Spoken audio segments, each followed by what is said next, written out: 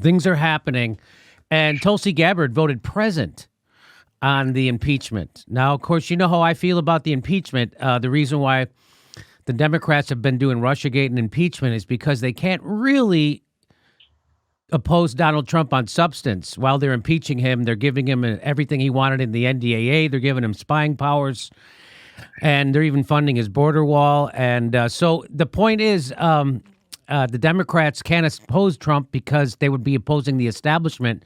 Turns out the Democrats are the establishment. So that's why they're doing all these things. Tulsi Gabbard showed a lot of courage, and she voted present. Well, she's here with us right now, and she's going to tell us why she voted present, and then we can all understand it. Hi, how you doing, Congresswoman? Jimmy, aloha. Good to see you. It's great to have you. Thanks for making time for us. Now, tell us all about the thought process behind you voting present. Sure. Look, I went through and did my due diligence, looking through I think it was 658-page impeachment report. And the conclusion I came to was that I could not in good conscience vote either yes or no. Politics cannot and should not be a zero-sum game, but that's exactly what it's become, where we have one side trying to inflict maximum damage and harm to the other side just so that they can get the quote-unquote win. And who loses in this process? The American people lose. People suffer. The work does not get done. So my decision to cast a present vote was not to play a passive role in this. It was an active protest, a protest to this zero-sum mentality that it is consuming really both political parties, and that's tearing our country apart. My vote and my campaign for president is about ending this zero-sum mentality and beginning this coming together, beginning to bring people together so that we can move forward. We can usher in a bright future for all Americans together. So now you think Trump did something wrong. I also think Trump did something wrong. But public trust. There's no question about it. But do you think did it rise to the level of an impeachable offense is the question, right? Well, I think we've got to recognize that impeachment is a political proceeding. Our founding fathers warned against it being used as a partisan weapon, where the outcome would be determined by the strength of one party over the other, rather than by a true determination of innocence or guilt. So I think we've got to look at it within that context and recognize that this was a very partisan process, because on the one hand, you have Trump defenders who are blindly following their party leader, standing there and saying, yes, Trump is perfect, they say. And on the other hand, you have those who are opponents of Trump going so far as to say he committed treason, and using the kind of language and rhetoric that would make it really impossible to have a completely impartial fact-finding process. So look, Donald Trump abused his power. I think that he did things that are counter to the interests of the American people, which is why I introduced a censure resolution, calling him out for some, not all, but some of the most egregious actions I believe that he has taken and continues to take, calling on him to acknowledge this and to apologize for the American people, to send a message to him and to any future president that their abuses will not go unchecked, while also ensuring that we are protecting and standing up for and empowering the voices of the people in this country to be the ones to cast judgment, to remove Donald Trump from office because of his actions, and make a choice towards fresh leadership for a better future for our country. Now, Tulsi, I'm old enough to remember when they impeached Bill Clinton. And the Democrats, their big idea was, okay, he did something wrong, but the people have already voted twice and they want him. And so let's censure him and move on. In fact, there's an organization called MoveOn.org, which is the whole point of why they were invented. It was called Censure and Move On. And so you're calling for a censure because, if I hear you correctly, you're quoting the founding fathers saying we can't do a partisan impeachment. Not only are you quoting them, but you are quoting the guy who was kind of in charge of this impeachment, Jerry Nadler. So here he is saying exactly what you're saying now. He was saying 20 years ago, and I want to play it for the people. Must never be a narrowly voted impeachment or an impeachment substantially supported by one of our major political parties and largely opposed by the other. Such an impeachment would lack legitimacy, would produce divisiveness and bitterness in our politics for years to come, and will call into question the very legitimacy of our political institution. So I don't know what changed in the last 20 years, but not only was this a partisan impeachment, but the push against the impeachment is bipartisan, because there are two Democrats who agree with him and voted against this. Because I don't know what their reasoning is, but you agree with Jerry Nadler 20 years ago, correct? That you can't do a partisan impeachment.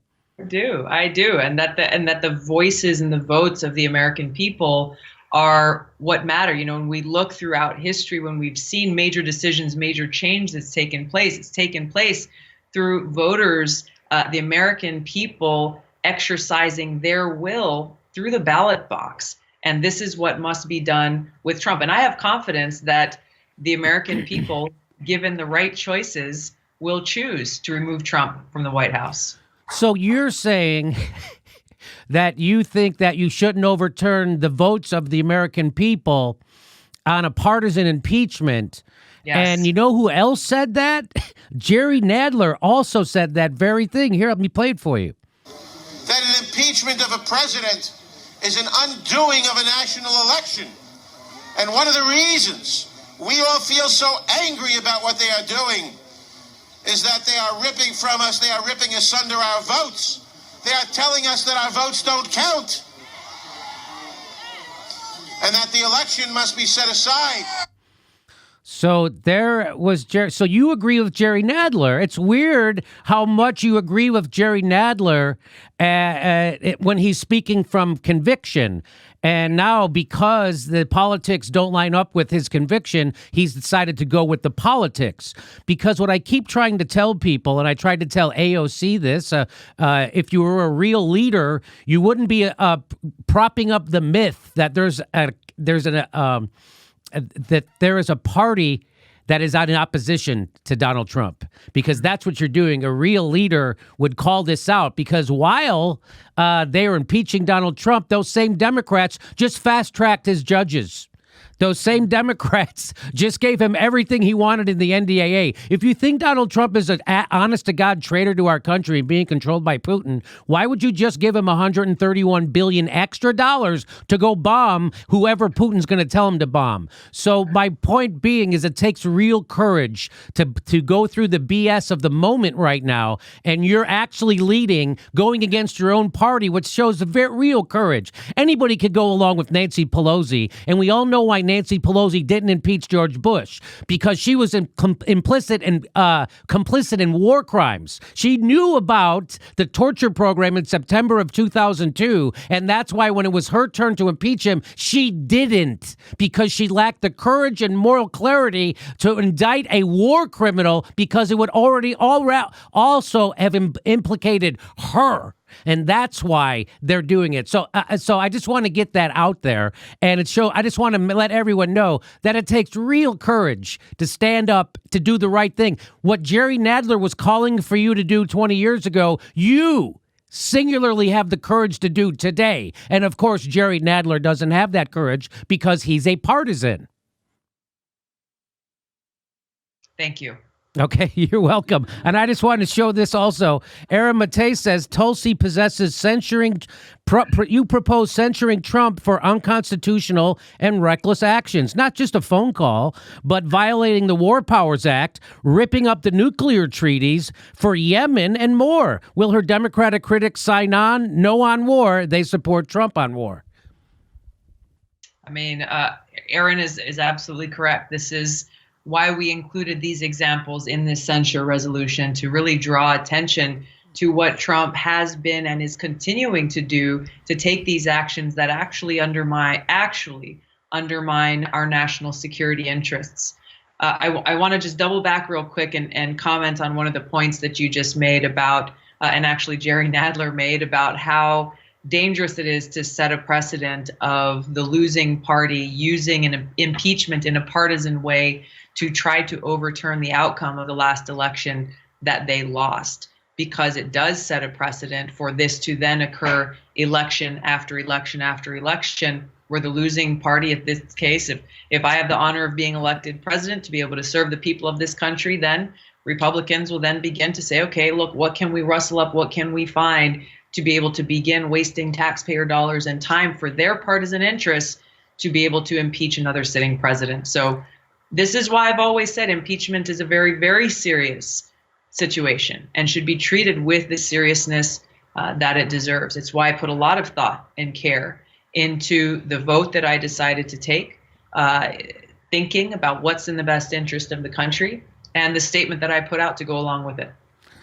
So the irony, the ultimate irony, Tulsi, is that you actually are standing up to Trump, because people who are impeaching Trump are actually helping Trump, right? Just like when Bill Clinton, again, they have the historical memory of a gnat, because when they did a partisan impeachment of Bill Clinton for a crime that he admitted to, and we all agreed that he did, his poll numbers went up.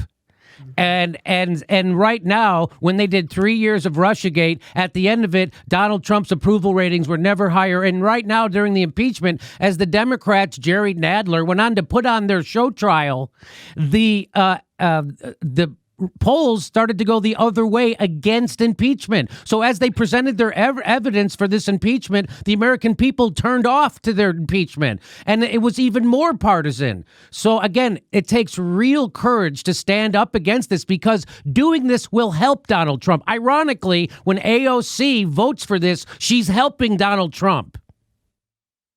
Yeah, I found it interesting that as some of those polls were coming out and they were being talked about, some of the very same people who were touting the strength of those polls and the strength of Democrat support for impeachment, once they saw that support started to drop in their very same polls, a few of them, I was just laughing. They were saying, well, the polls are wrong. I can't explain it, but the polls are wrong. They're just wrong. It's like, got to pick one side, pick one or the other. we did a segment on that yesterday, how CNN just won't admit that the polls are going the other way. It went from 93% of Democrats for impeachment down to 77% of Democrats for it. And the guy on CNN was like, there's no way that's not a right poll. So they just ignore facts that they don't enjoy, right? And so that's not doing news, right? That's called doing propaganda. And that's what CNN does, and that's why they're all for war. And it's very interesting also to see the kind of, because you are actually taking a principled stance and you go against the establishment, and you're an actual threat. You are an actual threat to the military-industrial complex establishment. And so what happens is they come against you. So there were two other Democrats who voted against the impeachment, and that was Colin Peterson and Jeff Van Drew. And as this person points out, there are over 13,000 tweets attacking Tulsi in just the hashtag Tulsi Coward, not counting the others. But there are less than 5,000 the last time I checked, even mentioning Colin Peterson or Jeff Van Drew, who actually voted against impeachment. So what does that tell you? Well, I'll tell you what it tells me. It tells me that you're an actual threat to the establishment, and they got to make sure that they can distract everybody, because their impeachment trial was a sham. It helped Trump. It's going to help his poll numbers. The American people are going against their impeachment, and what the Democrats are actually doing, once again, is helping Trump get reelected by doing this. Instead of opposing him on his judges, opposing him on his Wall Street deregulation, opposing him on his war budget. They won't even oppose him on his war budget. They say he's working for Putin. That's why they're doing this. So it shows real courage to do what you're doing. I can't say it enough. Thank you. Thank you, Jimmy. It is throughout my life, both through my service in the military and in Congress, my interest, my goal, the way I make my decisions is trying to do my best to serve the best interests of our country. In this town in Washington, some people have a hard time figuring it out, where what is actually driving my decision making? Why am I not falling in line? Or I must have some other ulterior motives, or all of these other things, when it's really very, very simple. Even when it is detrimental to my own politics or to the politics of my party, that's not what I am weighing as I'm making these decisions. I'm really thinking about what actually serves the best interests of the people of our country. How can we work to bridge these divides, to heal our nation, to find that common ground so that we can move forward together, working side by side to a better and brighter future. Please become a premium member if you enjoyed the show. We give you hours of bonus material every day. Go to jimmydorecomedy.com/join and come watch a live show. We're going to be in Portland, Tempe, Sacramento, San Jose, Miami. Go to jimmydorecomedy.com for a link for tickets for all of our live show. We're coming to a town near you.